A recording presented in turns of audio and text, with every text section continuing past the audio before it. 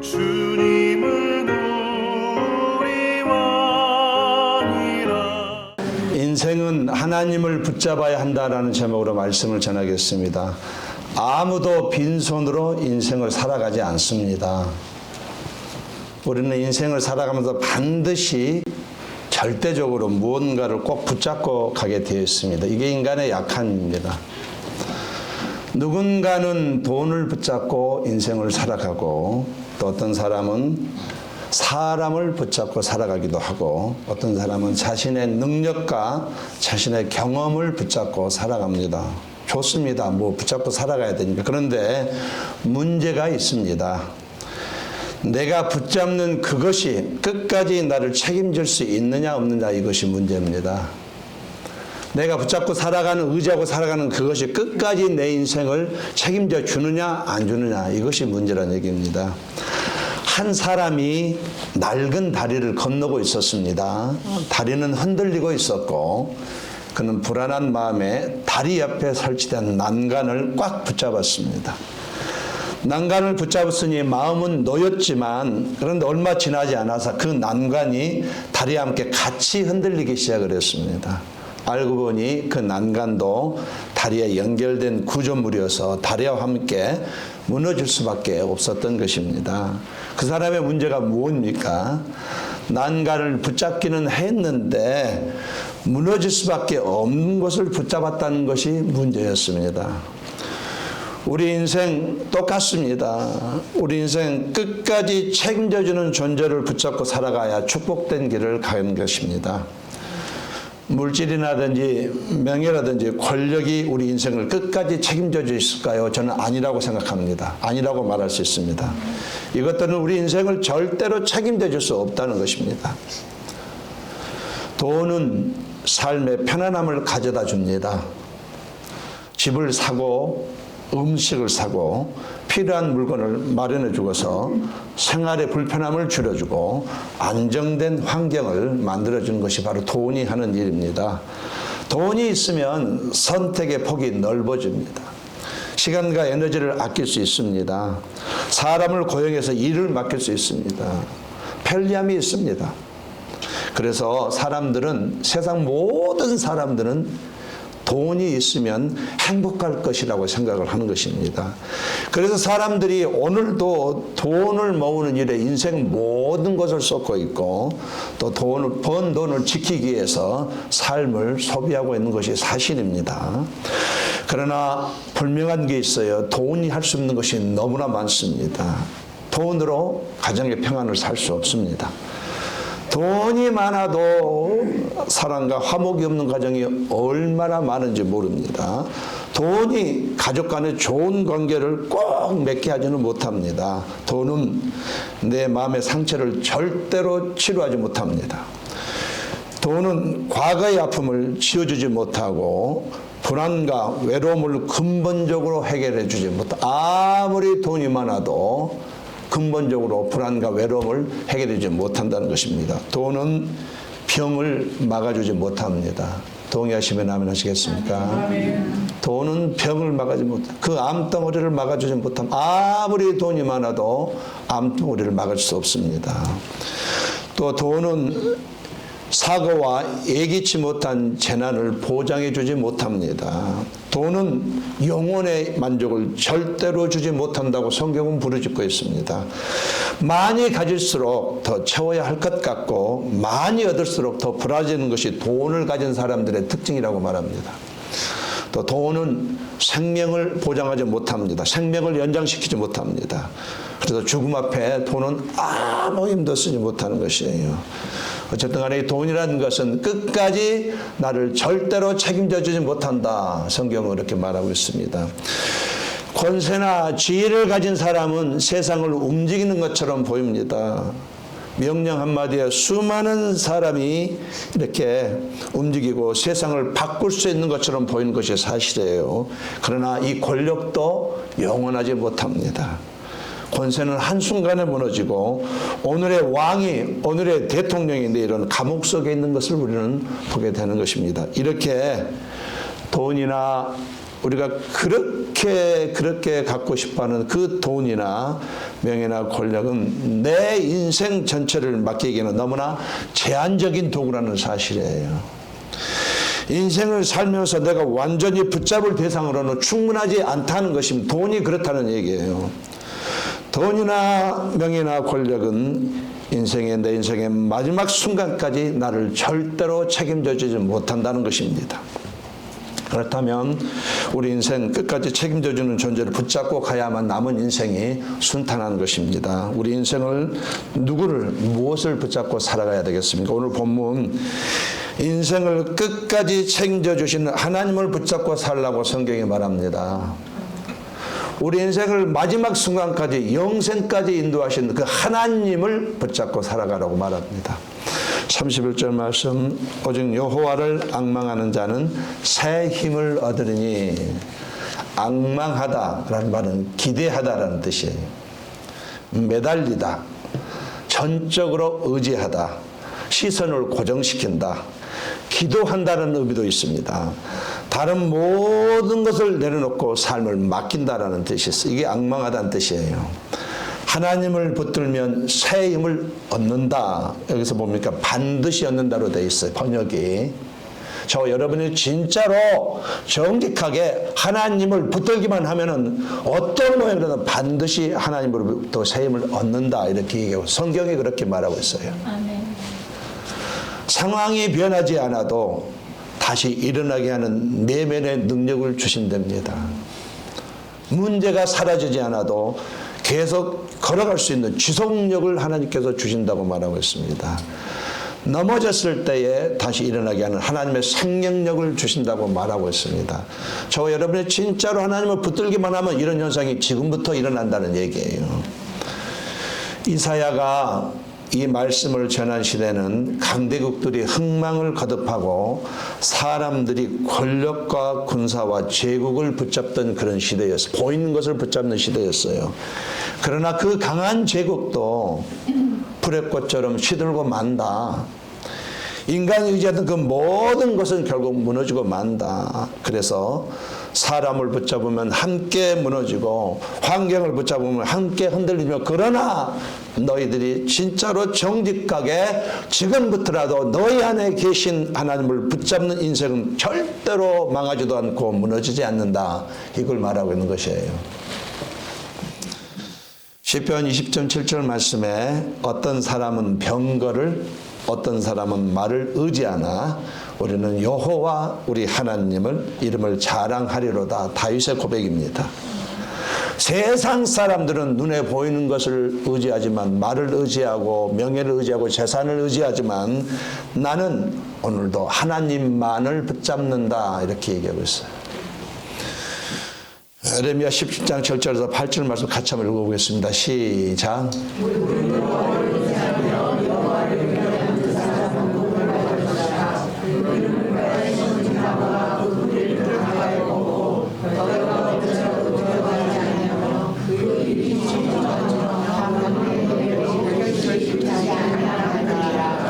사람도 아니랍니다. 환경도 아니고 자기 자신도 아니라고 말합니다. 변하지 않으신 하나님, 지치지 않으신 하나님, 내 안에 계시는 그 하나님, 능력이 고갈되지 않으신 전능하신 하나님을 붙잡고 가라고 말하고 있습니다. 우리 인생 많이 가졌느냐가 문제가 아닙니다. 얼마나 강하느냐 문제보다는 내가 지금 누구를 붙잡고 사는 것이 우리 인생의 가장 큰 일인 것이에요. 하나님을 의지하고 살아갈 때에 비교적 순탄하고 평탄한 인생과 기쁨의 인생을 누리면서 살아가게 된다는 것입니다. 만약에 제가요 돈을 많이 모으면 내 인생이 행복할 것 같으면 저는 열심히 돈만 벌겠어요. 그러나 그것이 아니라는 얘기예요. 전능하신 하나님을 붙잡고 살아갈 때에 우리 인생은 복된 인생이 된다고 성경은 그렇게 말하고 있습니다. 우리 인생 하나님을 붙잡고 가면 어떤 일이 일어나겠습니까? 첫 번째로 하나님을 붙잡으면 인생의 한계를 넘어갈 수 있다고 말합니다. 28절을 같이 읽어보겠습니다. 시작.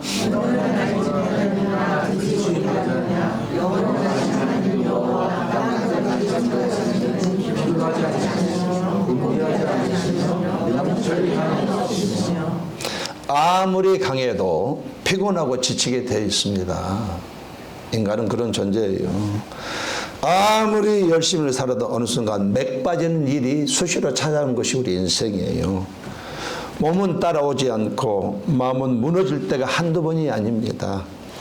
내 체력, 내 지혜, 내 경험, 내 성실함, 내 돈 끝까지 이것으로 버텨보려 하지만은 인생은 우리 힘보다 훨씬 더 무겁고 크고 한계가 있다는 얘기예요. 그러나 하나님은 영원하신 분이라고 말해요. 시작도 끝도 없으시다고 말합니다. 피곤하지 않으신 분이라고 말해요. 지치지 않으신다고 말합니다. 명철이 한이 없으신 분입니다.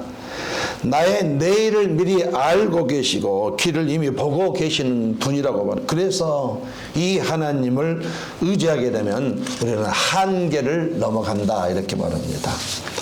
어린아이가 험한 길을 걸어갈 때에 아이가 두렵지 않고 넘어지지 않는 이유는 그가 성숙해서가 아닙니다. 그가 아버지 손을 꽉 잡고 있기 때문에 아버지 백 때문에 그러는 것이에요. 아이는 약하지만 아버지 손을 붙잡을 때는 넘어지지도 않고 용감하고 끝까지 간다는 것이에요. 하나님을 붙잡는 인생은 자기 한계에 머물지 않습니다. 지칠 때마다 하나님의 힘을 공급받습니다. 막힐 때마다 하나님의 지혜를 덧입게 됩니다. 넘어질 것 같은 순간마다 다시 일어나게 됩니다. 이렇게 한계를 극복한다는 얘기예요. 우리가 하나님을 붙잡고 살아갈 때에 지쳐 멈추고 싶을 때에 다시 한 걸음을 내딛게 된다고. 진짜로 저와 여러분이 하나님을 붙잡고 살아가게 되면 하나님이 나도 모르는 가운데에 놀라운 설명할 수 없는 힘을 준다는 사실이에요. 기도조차 나오지 않던 그 자리에서 다시 시작할 수 있도록 힘을 주십니다. 막혀 보이던 길 앞에서 하나님은 다른 길을 보게 해 주셔요. 아무것도 보이지 않고 깝깝한 인생길을 갔지만 그러나 하나님을 붙잡을 때 하나님은 어느 순간 다른 길을 보게 해준다는 얘기예요. 내 지혜로는 더 이상 답이 보이지 않을 때에 하나님은 새로운 시각을 열어주신다고 말합니다. 같은 문제를 보면서도 절망이 아니라 소망을 번댑니다. 똑같은 상황인데 어떤 사람은 끝났다 그러나 하나님 의지한 사람은 그 가운데서도 캄캄한 밤중에서도 소망을 발견하고 소망을 본다 이렇게 말합니다. 닫힌 문처럼 보였던 상황 속에서도 하나님이 이 문을 열어주실 거야 기대하고 산다는 얘기예요. 내 생각과 내 한계를 넘어서 하나님의 길을 보게 된다고 말을 합니다. 이것이 우리가 하나님을 붙잡는 인생의 한계를 넘는 모습입니다. 여러분 남은 인생 여러분 안에 계신 성령 하나님께 집중하시기를 예수님으로 권면드리겠습니다. 묻고 싶습니다. 여러분 안에 성령께서 보이십니까? 이 성령께 집중해 보시기를 바랍니다. 절대로 소리나지 않습니다. 자, 두 번째로 하나님을 붙잡으면 낙심의 순간에도 다시 일어나게 된다는 것입니다. 29절 말씀 피곤한 자에게는 능력을 주시며 무능한 자에게는 힘을 더하시나니 하나님은 피곤한 자, 무능한 자, 스스로 더 이상 힘이 없다고 인정하는 자, 바로 그 사람에게 하나님의 능력을 주신다고 말해요. 이것이 하나님의 방식입니다. 약한 자, 나 약합니다. 하나님을 고백한 그런 사람에게 하나님은 힘을 주신다는 얘기예요.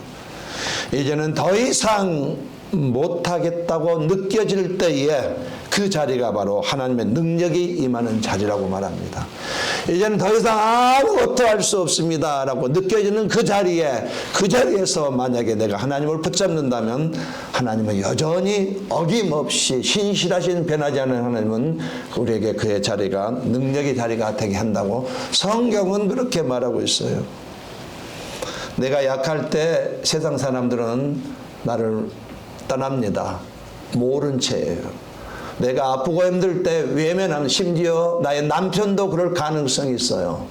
그러나 그 가운데 있을지라도 하나님 내가 하나님을 바라봅니다.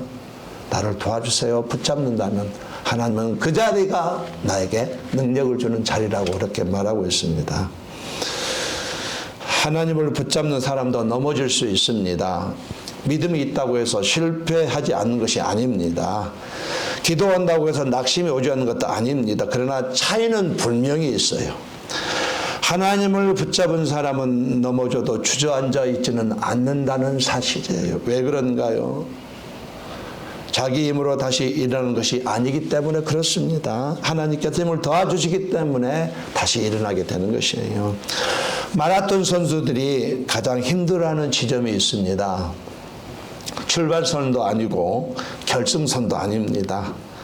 체력이 바닥이 나고 다리는 말을 듣지 않고 이제는 못하겠다는 생각이 들 때가 있대요. 그 42.19km 꼭 그런 때가 온다는 겁니다. 그때 많은 선수들이 속도를 늦추어서 금메달을 놓치기도 하고 포기하기도 하고 그렇습니다. 그러나 끝까지 완주하는 사람들, 선수들은 어떤 사람들이냐면은 참 단순해요. 자기 의지가 아니랍니다. 훈련 때부터 자신을 끝까지 밀어주는 그 코치 한 사람을 신뢰한 결과가 이것을 만든다고 말합니다. 시편 37편 23절 말씀에 여호와께서 사람의 걸음을 정하시고 그의 길을 기뻐하시나니 그는 넘어지나 아주 엎드러지지 아니함은 여호와께서 그의 손으로 붙드심이로다. 같이 한번 읽어보겠습니다. 시작. 여호와께서 사람의 걸음을 정하시고 그의 길을 기뻐하시나니 그는 넘어지나 아주 엎드러지지 아니함은 여호와께서 그의 손으로 붙드심이로다. 내가 강해서가 아니라 내가 하나님을 붙들었더니 하나님이 이렇게 세워주셨기 때문에 일어나게 되었다라고 말해요. 이제는 더 못하겠다는 생각이 혹시나 들지는 않습니까? 그렇다면 바로 그 시간이 하나님의 능력이 나에게 임할 준비가 된 자리에 내가 서 있는 것입니다. 이해가 되시면 아멘 하시겠어요? 이제는 내가 정말 지쳐서 할 수 없습니다 할 때가 바로 하나님의 능력이 임할 준비가 된 자리에 내가 있는 것이라는 얘기예요. 낙심의 순간에도 하나님은 다시 일어나게 합니다. 그러므로 혼자 버티지 말고 하나님께 기대시기 바랍니다. 하나님은 네가 강해서가 아니라 내가 기대라 라고 말씀하고 오늘도 나에게 기대라. 네가 기대기만 하면 내가 해줄 텐데.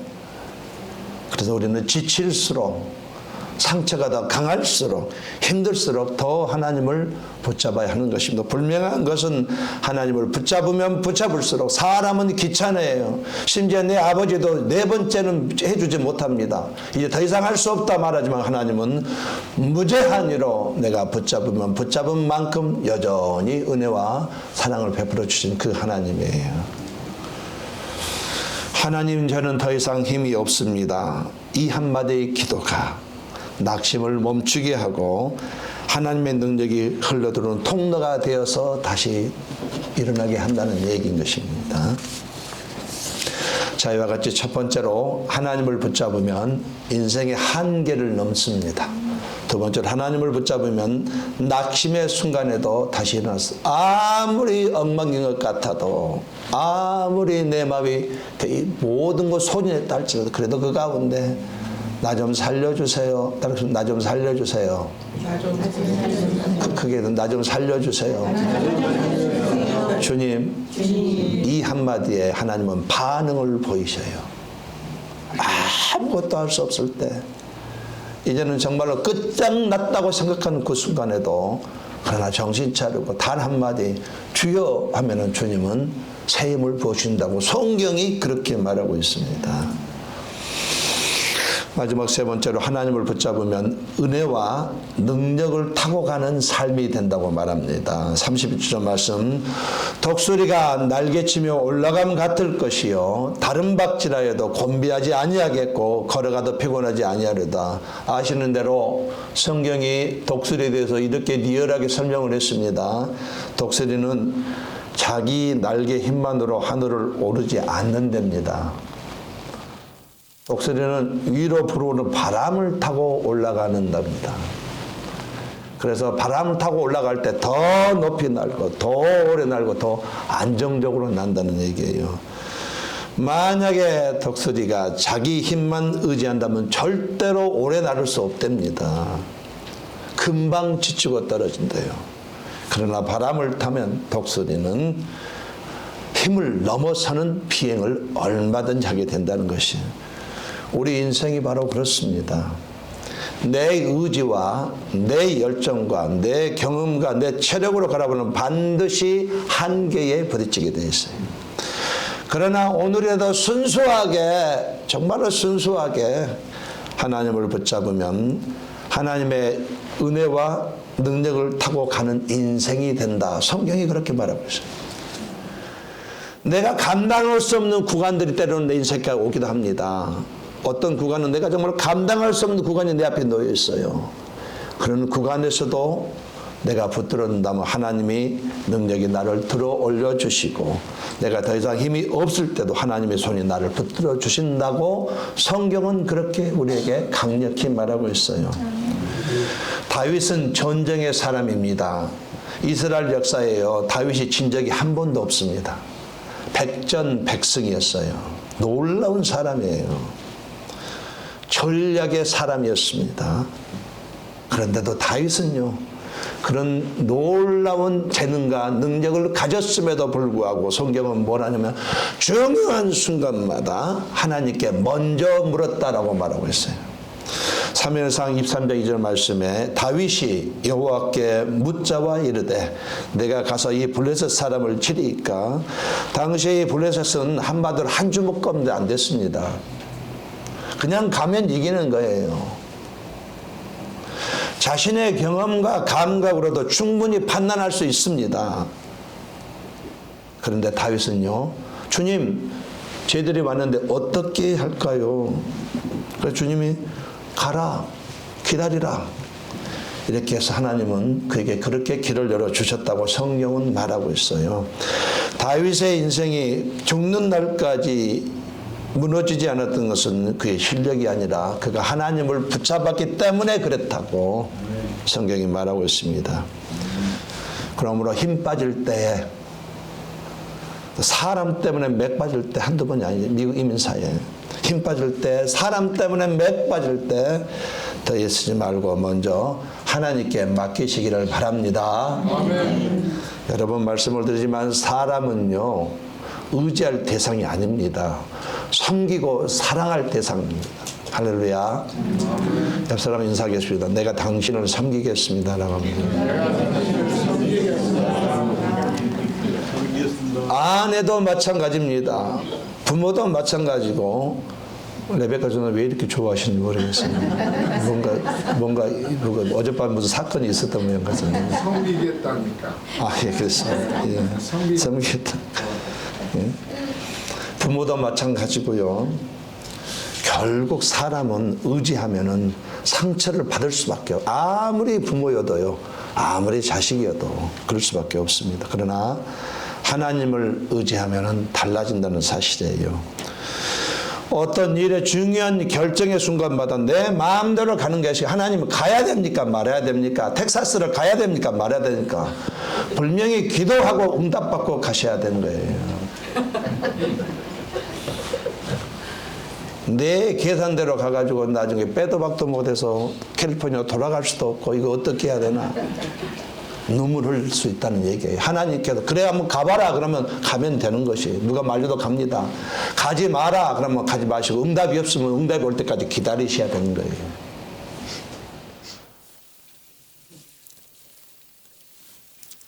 잘 될 때일수록 더 하나님을 의지해야 되는 것입니다. 그래야만 내 인생이 복된 인생이 되는 것입니다. 말씀의 결론을 맺겠습니다. 돈을 붙들면은 잠시 편할 수는 있겠습니다. 그러나 이 돈이 절대로 내 인생에 책임져 주지 못한다는 사실이에요. 사람을 붙들면 위로를 받을 수 있지만 함께 흔들릴 수밖에 없습니다. 자기 자신을 붙잡으면 자존감은 생길 수 있지만 한계 앞에서는 무너질 수밖에 없습니다. 그러나 전능하신 하나님, 더 심각하게 해서 내 안에 오신 나의 주 예수님, 내 삶의 이유가 되신 나의 주님, 이분만을 붙잡기만 한다면 내 인생은 달라지게 되어 있습니다. 한계를 넘게 하시고 낙심의 순간에도 벌떡 일어나게 되고 은혜와 능력을 타고서 인생을 살아가게 된다는 사실이에요. 하나님이 거짓말하겠습니까? 오직 여호와를 낭망하는 자는 새 힘을 얻는다. 이건 약속입니다. 축복의 말씀이에요. 묻고 싶습니다. 나는 지금 무엇을 붙잡고 있습니까? 혹시 아직도 통장을 붙잡고 있지는 않으신지, 혹시 아직도 사람을 붙잡고 있지는 않으신지, 내 경험을 붙잡고 있지는 않으신지, 아니면 내 안에 계시는 나를 돕기 위해서 내 안에까지 오신 이 놀라운 이 하나님을 붙잡고 사는지 한번 점검해 볼 필요가 있습니다. 혹시 지금 인생이 맥이 빠진 순간이십니까?